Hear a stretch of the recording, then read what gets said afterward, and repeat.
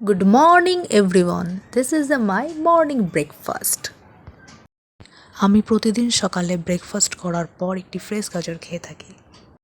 দরজাটার কি খারাপ অবস্থা তোমরা নিজেরাই দেখতে পাচ্ছ, তো এটার জন্য মিস্ত্রি ডাকা হয়েছে, সেটাও তোমাদের আমি আজকের ভিডিওতে দেখাবো। গাজর খেলে কি হয় জানেন? শরীরে শক্তি যোগায়, চোখের দৃষ্টি ভালো রাখে, হাড় সুস্থ ও সচল রাখে, হাড় ভালো ও মজবুত করে, ক্যান্সার প্রতিরোধ করে, ত্বক সুস্থ ও ভালো রাখে, দাঁত ভালো ও পরিষ্কার রাখে, উচ্চ রক্তচাপ কমাতে সাহায্য করে, বয়সের ছাপ দূর করতে সাহায্য করে এই গাজর। তাই অবশ্যই প্রতিদিন খাদ্য তালিকার মধ্যে গাজর খাবেন। কালকে এই জুতোটা আমি নিয়েছি, তাই তোমাদের সাথে এটা একটু শেয়ার করলাম। তোমাদের কাছে কেমন লাগছে দেখতে জুতোটা? আমি এক্ষুনি গাজর খেলাম, আমার আবার এগ রোল খেতে ইচ্ছে করছে, তো এখানে গাজর, শসা আর টমেটো সস আমি নিয়ে নিয়েছি। এটা দিয়ে আমি এগ রোল বানাবো। শসা গাজর আমাদের স্কিনের হচ্ছে খাদ্য, আমাদের স্কিনটাকে অনেক বেশি সুন্দর করে শসা গাজর। তো আমি এখানে এগ রোল বানিয়ে নিয়েছি। তো আমি এখন এসে গেছি রান্নাঘরে। এখানে বাঁধাকপি আলু কেটে রাখা হয়েছে এবং কড়াইতে তেল দেওয়া রয়েছে, আর একদিকে ভাত হচ্ছে। তোমরা দেখতে পাচ্ছ রান্নাটা চুলোতে হচ্ছে, তো দেখতে পাচ্ছ তোমরা।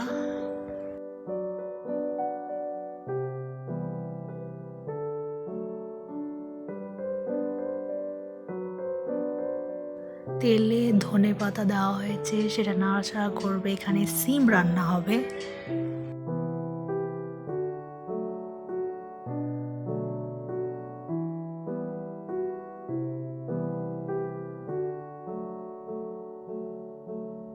চুলোতে রান্না করলে যা হয় আর কি, দেখো অবস্থাটা কি হয়েছে।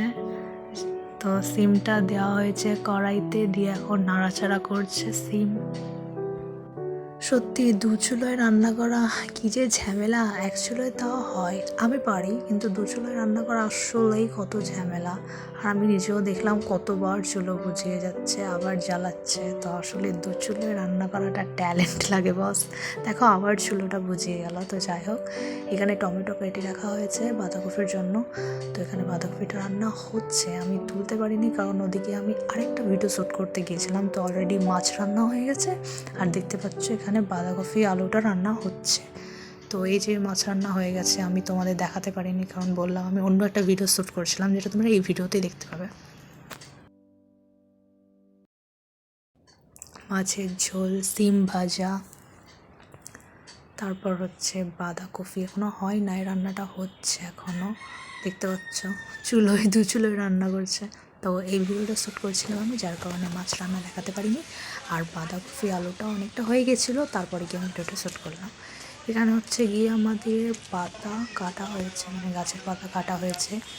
তো গাছটা কতটা ফ্রেশ লাগছে দেখতে, কতটা সুন্দর লাগছে পরিবেশটা, সেটা এখন আমি তোমাদেরকে দেখাচ্ছি।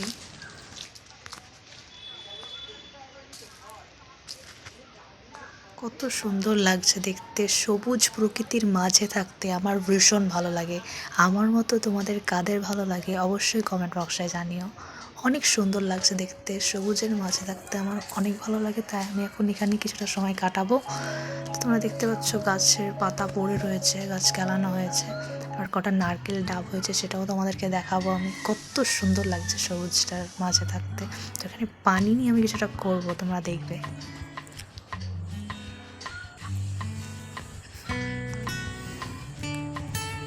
আরেকবার জুম করে আমি করেছিলাম। তো এটা হচ্ছে ঘাস রাখা হয়েছে এমনভাবে যেন আমার যেটা বাড়ি। আসলে অনেক সুন্দর লাগছে। চলো তোমাদেরকে দেখানো যাক ডাব কটা কি হয়েছে। তো এইটাই হয়েছে, বেশি গাছ ছাড়ানো হয়নি তাই।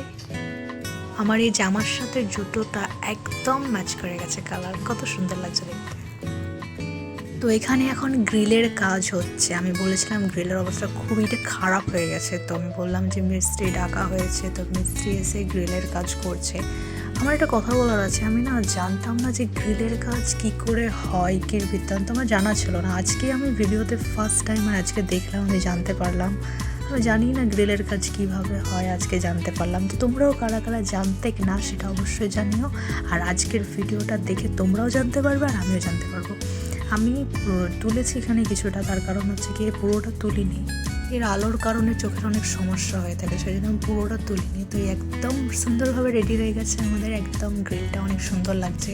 আগের তোমরা শুরুতে ভিডিওতে দেখেছিলে কীরকম লাগছিলো আর এখন কেমন লাগছে তা অবশ্যই জানিও। তো আমার বাড়ির কাজ এখন এভাবেই টুকিটাকি হচ্ছে আস্তে আস্তে। Thanks for watching this video. ভালো লাগলে ভিডিওটি অবশ্যই একটি লাইক করো, লাইক করলে মোটিভেট বাড়ে, তাই অবশ্যই ভিডিওটা লাইক করো। আর চ্যানেলে নতুন হয়ে থাকলে চ্যানেলটি অবশ্যই সাবস্ক্রাইব করে পাশে থাকা বেল আইকন ক্লিক করতে ভুলো না একদমই। সকলকে অগ্রিম শুভেচ্ছা, রমজান মুবারক।